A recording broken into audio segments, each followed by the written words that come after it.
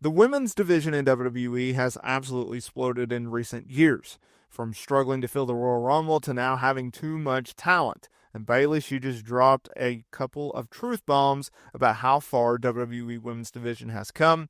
And you're not going to believe what she had to say. Look, pro wrestling is consistently changing, and we're seeing some incredible developments from WWE and the TNA partnership to the massive growth within women's wrestling. And Bayley recently shared some insightful thoughts on just how far things have come. Now, keep in mind that Bayley was one of the pillars down in NXT over a decade ago, alongside your Paiges, your Emmas, your Charlotte Flairs, your Mercedes Monets, and your Becky Lynch's, helping change the game, something in which the TNA Knockouts division did so nearly 10 years prior with Awesome Kong and Gail Kim, Mickie James, and others.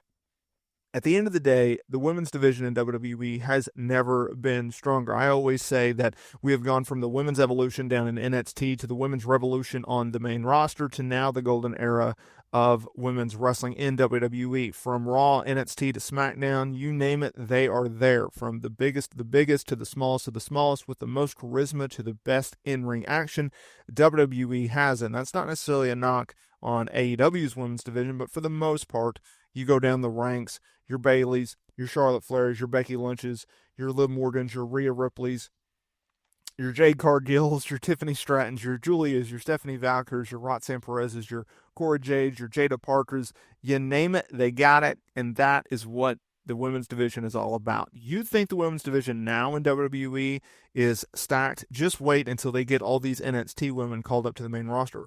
Roxanne Perez, who is feuding with Bayley, she is technically, I guess, now part of the women's roster on Monday Night Raw, which is a welcome change. It's a nice change. She earned her spot. Now, Bayley, she recently did an interview with Adrian Hernandez for Unlikely before the 2025 Royal Rumble and talked about the incredible growth in WWE. She mentioned the TNA partnership, bringing up talent from NXT and all over the world, emphasizing just how much bigger things are getting. But her comments about the Royal Rumble itself are even more striking because she pointed out a stark difference between now and the early days of women's Royal Rumbles. And this is what she had to say.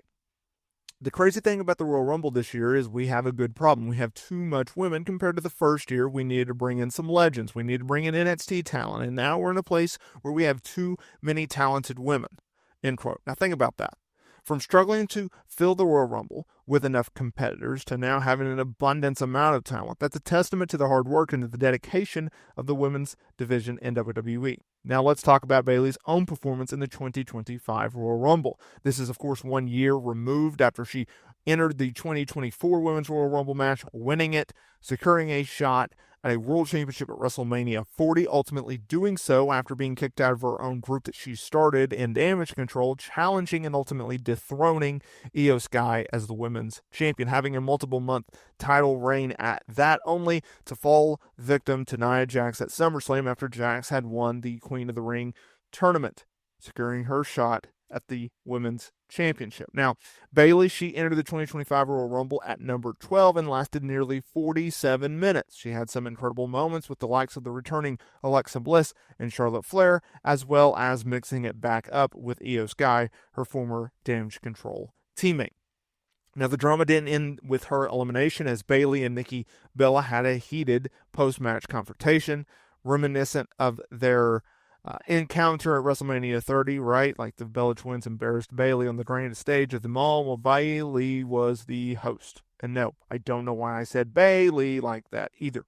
Now, look, could this be setting up a potential renewed rivalry between Bayley and Nikki Bella? Sure, that could happen. So what's next for Bayley? Well, coming up on March 1st, Bayley has already qualified for the Women's Elimination Chamber match. Now, this is a very important step. This is a very important match because it sets the scene potentially for a huge WrestleMania showdown. Sure, Charlotte Flair returned to the Women's Royal Rumble match, winning it and earning herself a shot at a Women's Championship at WrestleMania 41. Could she go after Women's World Champion Rhea Ripley? Could she go after Women's Champion Tiffany Stratton? That answer may have already been answered, or that question may have already been answered by the time you hear this video. I don't care about that. What I do care about is the Elimination Chamber, because just like for the men, this will set the scene. This will set the winner of this match going on to WrestleMania 41 and challenging for a world title of their choosing that is left. Okay? Keep that in mind. Left. Jey Uso, he already picked Gunther to challenge for the world title. And now the men will have to go after Cody Rhodes in the undisputed WWE Championship. John Cena is the likely winner because he is the favorite. Now, Charlotte Flair, she's teased going after Rhea Ripley, Julia, and Tiffany Stratton. Either way, it doesn't matter who Charlotte Flair picks because I don't see Bayley winning the Elimination Chamber match. I actually think she's going to wrestle Roxanne Perez at WrestleMania. I think that's going to be a great match because they've been building to it, and it would be a shame after putting so much television time, so much energy into the rivalry between Perez and Bayley, just for them to have a blow-off TV match after Elimination Chamber. There is not a PLE until WrestleMania. So that sets the scene for Bayley versus Roxanne Perez at a WrestleMania. Do I think that's a WrestleMania-worthy match? I absolutely do so, and I'll explain why. While, yes, it may not have the marquee of a Bayley versus Io Sky as last year or a championship on the line just like last year, it does set the precedent for future molding. What do I mean by that? Okay. You have Bayley, who has been at a forefront of the women's division for so many years, NXT and obviously the main roster, right? She's a well-respected veteran in the locker room, but she's also, and more importantly, a well-respected veteran in the eyes of the fan base. They absolutely love her, whether she's a babyface or a heel. You have Roxanne Perez, who is, 22, 23 now?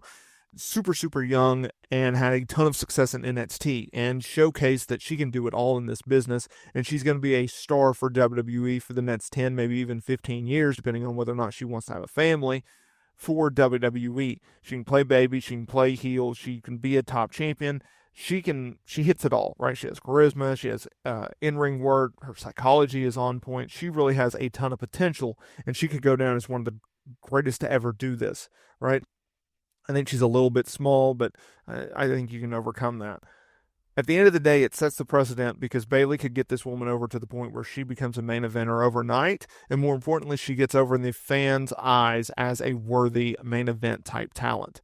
And I think if you book Bayley versus Roxanne Perez, not only would they have a great build-up because they've already done really good stuff on TV, but I also think it would give Roxanne Perez the rub that she absolutely needs. Not necessarily to get over, because I think she's already over, but I think to get over as a main eventer. I really do believe that if you put her in a singles match with Bayley, you've already been building it for a few weeks now. Right now, Perez is just getting under the skin of Bayley. We haven't even got to the meat and potatoes of this feud just yet, but I think once you get there, then I think they could have a magical run leading up to Mania, and a really good match that ultimately puts Perez over the top in the eyes of the fan base.